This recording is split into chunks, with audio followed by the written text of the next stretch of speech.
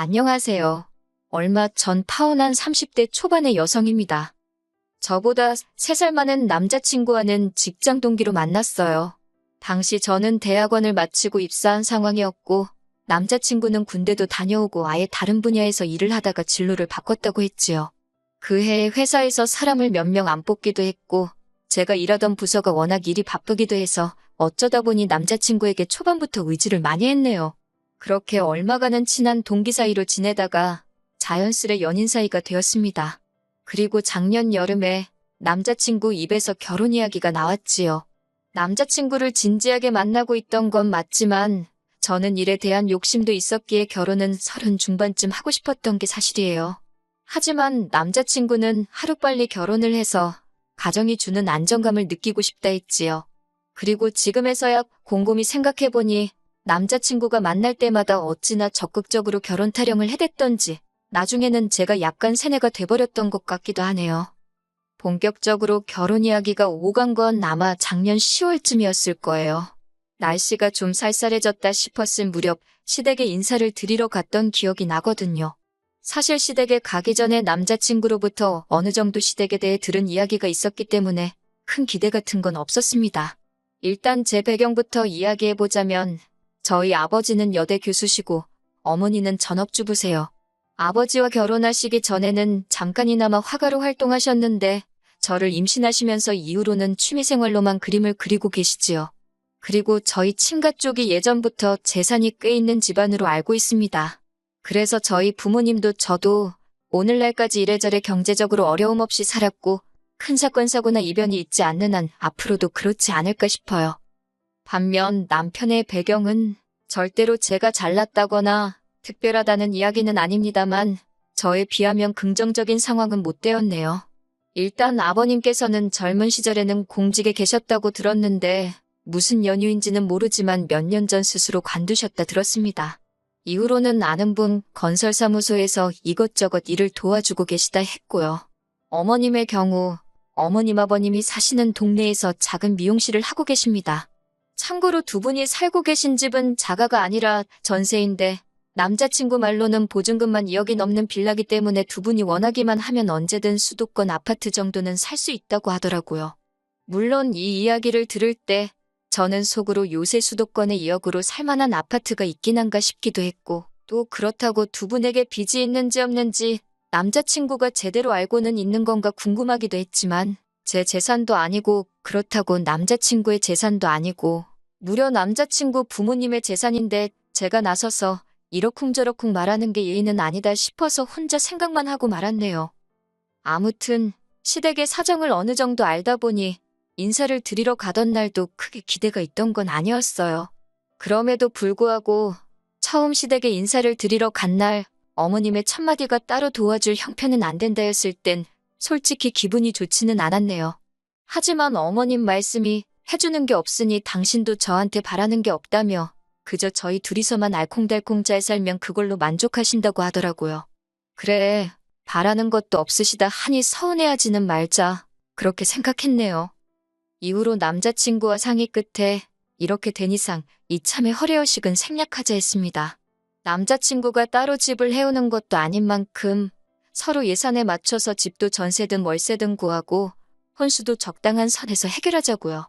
또한 저는 평소에 액세서리를 좋아하는 편도 아니어서 이참에 예단하고 예물도 생략하자 했습니다. 그리고 그때는 남자친구도 흔쾌히 그렇게 하자 했고요. 그리고 이 모든 이야기가 상견례 자리에서도 다시 한번 나왔고 양쪽 집안 부모님 모두 저희 둘의 의견을 존중해 주기로 하셨습니다.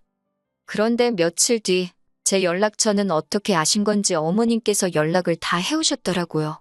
저한테 따로 할 이야기가 있으시다며 회사 근처에 왔으니 저녁 식사라도 같이 하자시대요.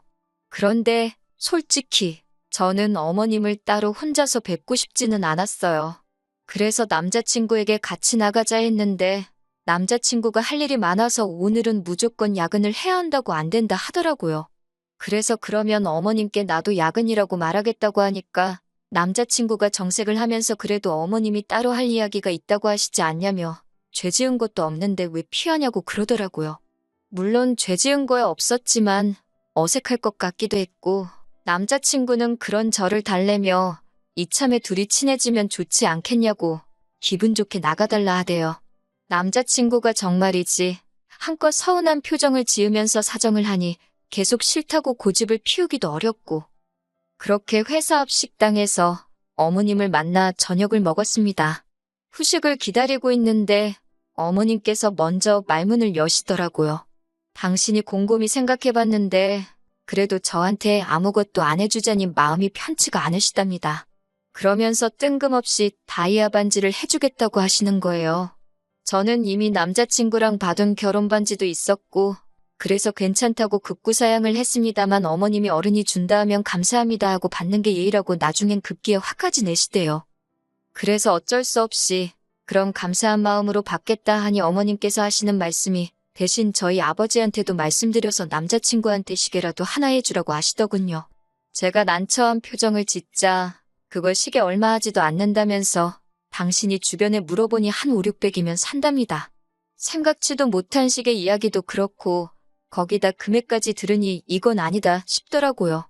그래서 제가 어머님 떨어 죄송하지만 오빠랑도 이미 안 주고 안 받기로 했다고 그냥 다이아 안 해주셔도 되니까 시계 이야기도 못 들은 걸로 하겠다 했어요. 그랬더니 어머님이 이번엔 나오지도 않는 눈물을 훌쩍이시며 당신이 금이야오기야 키운 아들이 시계 하나도 못 받고 장가가는 게 속상해서 그러신다나요? 결국 제가 일단은 남자친구하고도 그렇고 저희 부모님하고도 이야기를 해보겠다 했네요.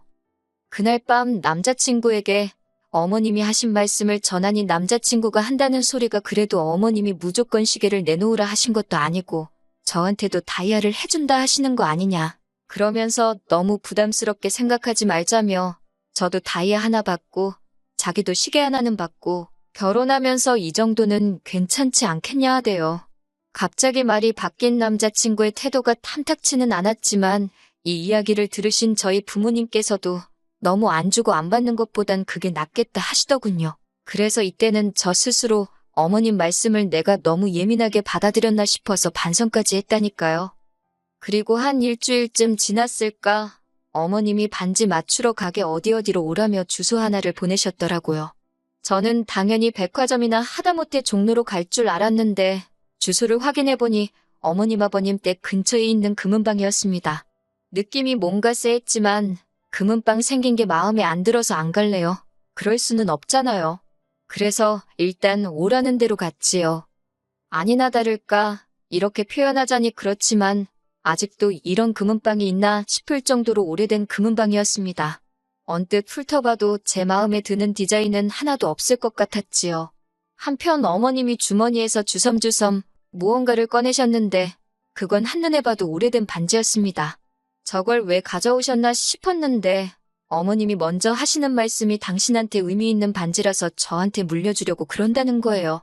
포장해서 말씀하신 게 물려주는 거지.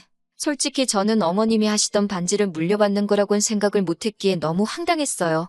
그런데 더 웃긴 건 금은방 아저씨가 이리저리 보시더니 아무래도 가운데 달린 건 진짜 다이아가 아닌 것 같다고 하시더라고요.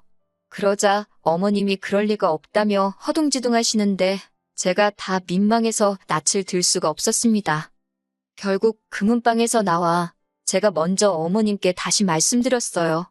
이미 오빠랑 받은 반지도 있었고 저는 정말 다이아 안 받아도 괜찮다고요. 그랬더니 어머님께서 그러면 당신 아들 시계는 어쩌냐입니다. 이때는 저도 솔직히 좋은 말이 안 나가서 그러면 어머님이 장가가는 아들 선물해준다 생각하고 하나 해주시면 되지 않겠냐고 물었습니다. 어차피 저한테 반지 하나 사주시는 것도 돈이 꽤 들 텐데 그 돈으로 차라리 시계를 사주시라고요. 틀린 말이 아니어서 그런지 어머님도 못마땅한 표정만 지으셨을 뿐 별다른 말씀은 더 안 하시대요. 그리고 며칠 뒤였습니다. 남자친구 말이 저희 아버지를 만나기로 했다더라고요. 생각지도 못한 일이라서 둘이서 왜 만나냐, 뭐 하려고 만나냐 물으니까 백화점에 가기로 했대요. 저희 아버지가 남자친구 시계를 사주신다고 하셨다는 거예요. 생각지도 못한 남자친구의 말에 당황한 제가 아버지께 전화를 드렸습니다. 아버지께서 하시는 말씀이 너무 신경 쓰지 말라며 사실 며칠 전에 제 시어머니 될 분한테 연락을 받으셨대요. 당신이 금이야 오기야 키운 아들인데 장인한테 시계 하나 못 받고 장가가는 게 마음이 안 좋아서 그런다며 형편 되시면 하나 사주시면 안 되겠냐 그랬다나요? 너무 뻔뻔한 어머님의 태도에 이야기를 전해 듣던 제 얼굴이 다 붉어지는 기분이었습니다. 저는 일단 아버지께 그러면 그냥 나중에 내가 오빠랑 가서 같이 고르고 사주겠다고, 오빠 입장에서도 아빠랑 가는 것보단 나랑 가는 게 편하지 않겠냐는 말로 둘러대곤 그날 약속을 취소하게 만들었어요. 그리고는 남자친구에게 이게 무슨 경우냐며 따졌습니다. 주는 거 없이 받는 거 없이 그렇게 식을 올리자고 한 것도 다 오빠 쪽 사정을 고려해서 정한 거였는데 이렇게 뒤로 이거 해달라 소리가 나오면 곤란하다고요. 그러자 남자친구 말이 자기는 정말 아무것도 몰랐다면서 자기가 어머님하고 잘 이야기해보겠다대요. 그리고 저는 이 말을 찰석같이 믿었지요. 하지만 제가 정말 폭발하게 된 건 그 이후의 일 때문이었습니다. 저희 파혼의 결정적인 이유이기도 하고요. 시계 사건 이후로 어머님은 제가 기어이 그 시계 하나 안 해주려고 용을 썼다는 식으로 저를 치사한 사람으로 몰아가셨고 저는 저대로 어머님의 뻔뻔한 태도에 학을 뗀 상태였어요. 그 와중에 식장 이야기가 나왔는데 어머님이 자꾸 당신 동네에서 가까운 웨딩홀을 고집하시더라고요. 하지만 객관적으로 봐도 저희 부모님 하객이 월등히 많은 상황이었기에 아버지께서 어머님 아버님께 양해를 구하고 호텔에서 식을 올리자 하셨습니다. 대신 결혼식과 양가 하객들 식비는 저희 쪽에서 전부 부담하겠다 하셨고요. 그런데 이 이야기를 들으신 어머님께서 저더러 얘기 좀 하자 하시더니 하신다는 말씀이 당신이 아무리 생각해봐도 호텔 내식이라니 그거야말로 허례허식 같답니다. 그러면서 저더러 부모님을 잘 설득해서 결혼식은 적당한 데서 올리고 대신 현금회단으로 생각하고 1,000만 원만 달라시대요. 진짜 커피 한잔 하면서 이야기를 하던 중이었는데 하마터면 어머님 얼굴에다 그 커피 뿜을 뻔했네요. 저는 간신히 커피를 삼키고 어머님께 갑자기 무슨 예단비를 말씀하시는 거냐, 그렇게는 못 해드린다 했습니다. 그랬더니 어머님이 하는 소리가 당신 주변에서는 며느리 들어온다 하면 핸드백 사다 안기고 밍크 사다 입혀주고 그런다나요. 자기같이 불쌍한 인생도 없다면서 아들 하나 번듯하게 키워서 장가 보내는데 그 정도는 바라지도 않는다며 그 1,000만 원 당신 비상금으로 가지고 있고 싶다나 어쩐다나 말도 안 되는 소리를 하시더라고요. 결국 참다 못한 제가 단도직입적으로 말씀드렸습니다. 집도 반반하게 생겼고 혼수도 그럴 판이다. 저도 받은 거 하나 없다. 제 주변에도 해가는 거 없이 시댁한테 이것저것 받아서 시집가는 친구들 많다. 저희 부모님도 저희리 반듯하게 키워서 시집 보내시는 거다. 진짜 쉬지도 않고 그동안 속에 있던 말들을 쏟아낸 것 같아요. 그랬더니 어머님이 어이가 없단 표정으로 절 바라보시더니 말 잘해서 좋겠다며 한껏 비꼬시더라고요. 어머님과 그런 대화를 나눈 후 3일 동안 휴가 내고 집에서 남자친구 연락도 피하고 혼자 정말 많은 생각을 했습니다. 그리고 결론은 파혼이었어요. 마음의 정리를 마친 제가 남자친구에게 먼저 연락을 하니 남자친구가 자기도 할 말이 많다며 만나자 하더라고요. 그렇게 카페에서 마주 앉았는데 남자친구가 먼저 대뜸한다는 소리가 결혼 전에 고부 갈등이라니 자기는 생각도 못했다면서, 그리고서는 저더러 무조건 어머님한테 죄송하다 하래요. 어머님이 아들 장가 보내려니 서운해서 어깃장 좀 놓으신 건데 저더러 왜 그런 걸 못 받아주냐고 제 탓을 하면서 말이지요. 터진 입이라고 주절주절 떠들어대는 남자친구의 입을 보고 있으니 더는 설명하고 어쩌고 말도 섞기 싫어서 그냥 됐다고 다 때려치자 했습니다. 고부 갈등이고 뭐고 이렇게 시작도 하기 전에 스트레스 받고 어머님 비위 맞추고 그렇게는 못 산다고요. 그리고 말이 나와서 말인데 솔직히 어머님 너무 염치도 없으시고 뻔뻔하다. 나는 그런 어머님을 가족으로 받아들일 자신이 없다고 쏘아붙였네요. 내가 뭐가 아쉬워서 이 꼴 저 꼴 다 봐가며 오빠랑 결혼을 해야겠냐고 전부 다 없던 일로 하자 했어요.